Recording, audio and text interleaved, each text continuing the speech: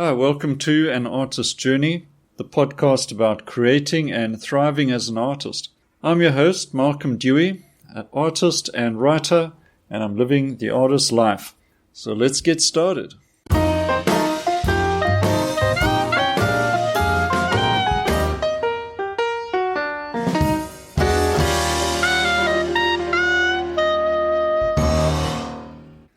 Yes, welcome to episode 1. This is the first podcast that I'm hosting, and hopefully we can all learn something new. I've been painting professionally for about 6-7 years, and it's all an accumulation of experience that I've gained over the years. I've been painting since my high school days, and that was a long time ago. What can we find out about art and the artist's lifestyle? So I'm going to kick off with this first podcast and get straight into the heavy stuff. And the question that young artists may be asking themselves, do they have the talent to succeed as an artist? And I'm going to take the point of view of that's just not the right question. How can you assess your chances of success as an artist? So I've come up with about 15 questions, sat down writing these out and working out some thoughts on it, and I'm going to run through these questions, try and give some answers, and maybe stimulate some thought, get you thinking, and whether you agree or not, it will hopefully give you some direction. So let's dive straight in with question 1. So question 1, are you good enough? And this is the question that is on top of mind of many artists that I know, even artists that are getting regular praise. In fact, we all do it, and it is a real mental block that we have to try and overcome. Believing that you are good enough is essential. The question is, are you an artist or a pretender? Do you really have what it takes? We need to just forget about that question, because if you're doing it, you are good enough to do it.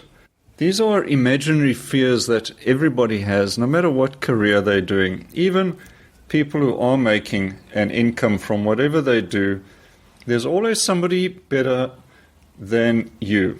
And that is something we just have to understand. It doesn't mean you don't have a right to do the work you want to do.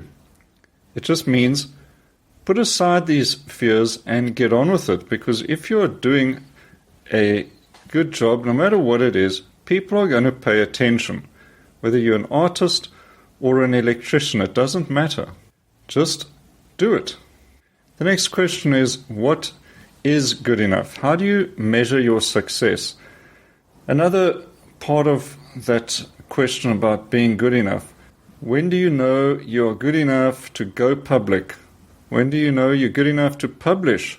So understand a few things about yourself. What is it that you really want? Are you looking for people to slap you on the back and tell you how great you are? Are you looking for validation online through social media and all of those things?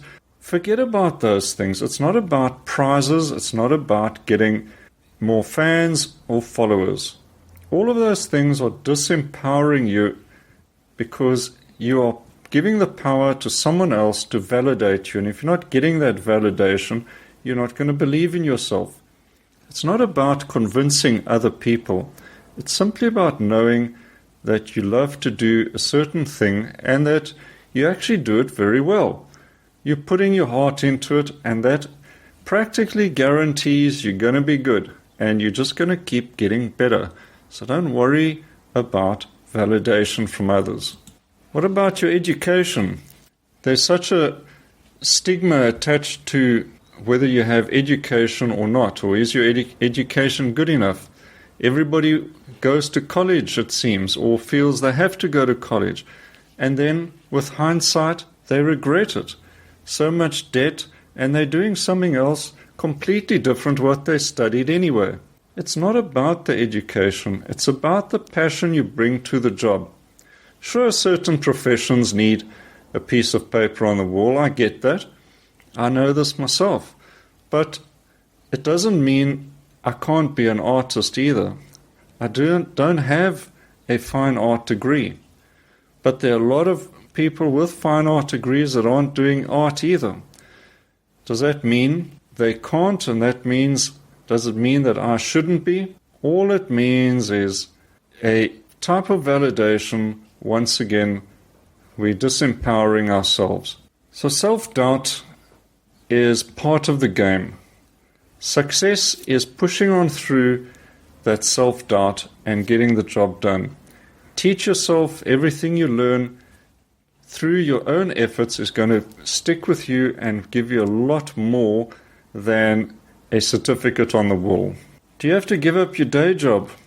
Is this necessary for success? Okay, this is a question I've wrestled with over the years. One thing I can say without doubt is there's nothing wrong with having a day job. In fact, it's essential. It's the responsible thing to do if you have people who rely on your income, and it's a responsible thing to do for yourself. It teaches you determination. You need guts.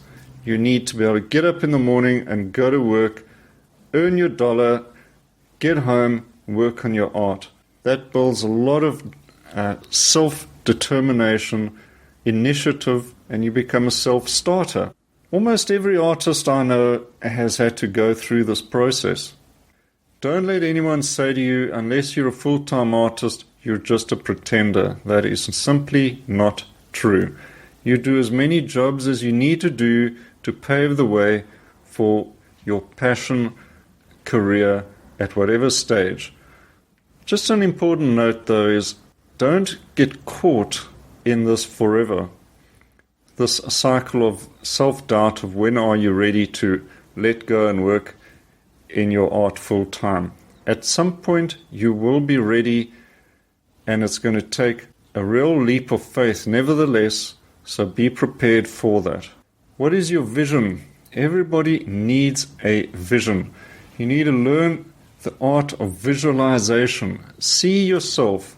Write these things down. Write a list of what you want to be by the end of the year, end of next year, and in 5 years' time. Write a list what you want to be at the end of this week.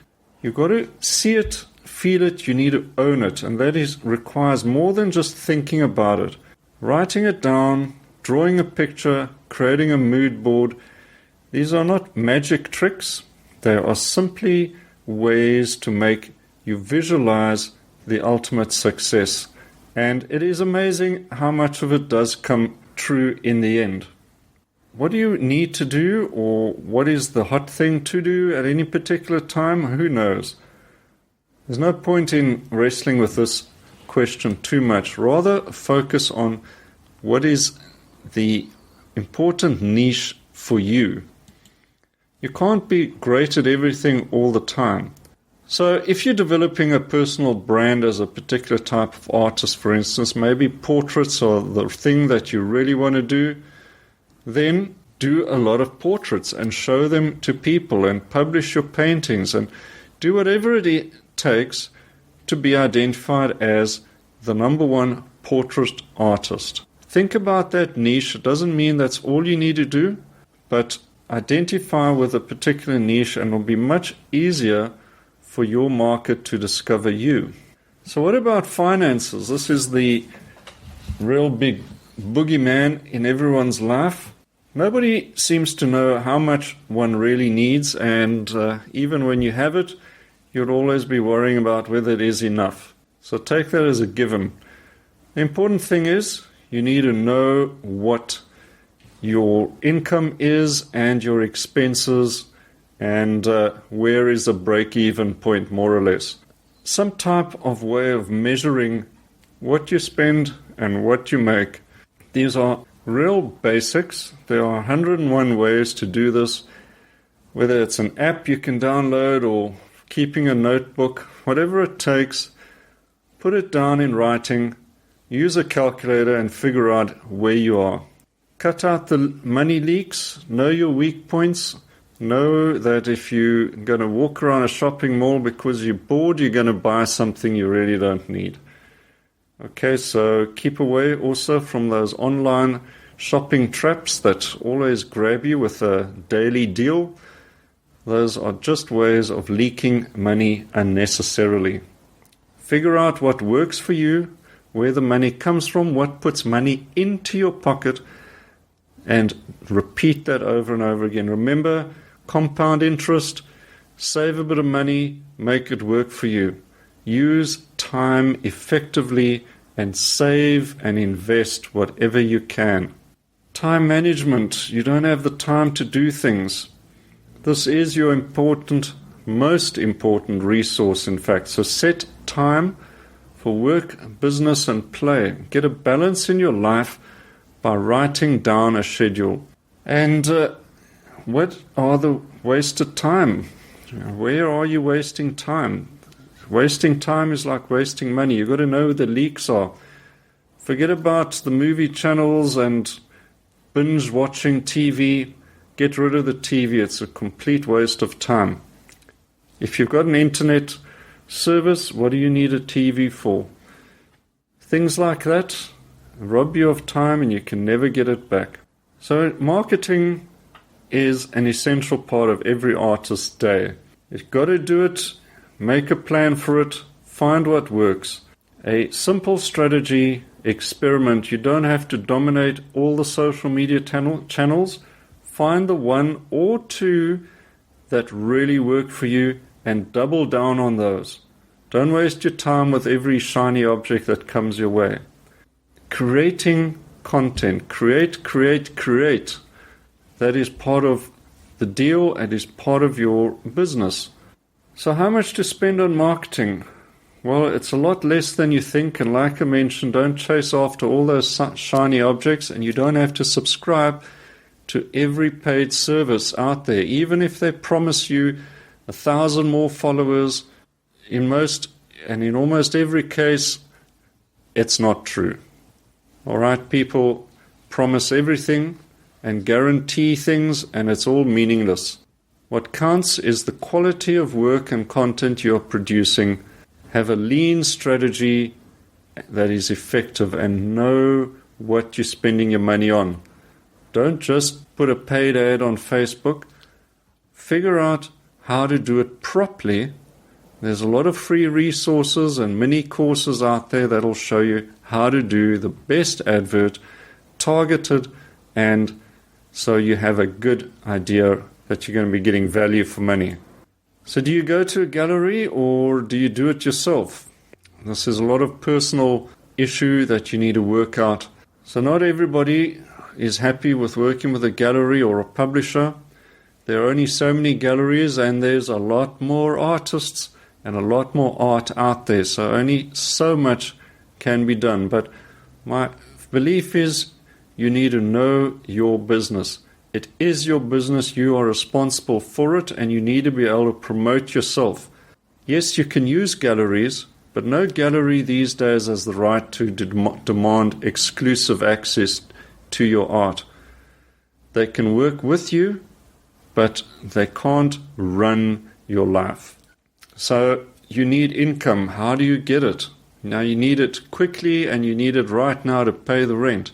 The best way to cover yourself is get multiple streams of income.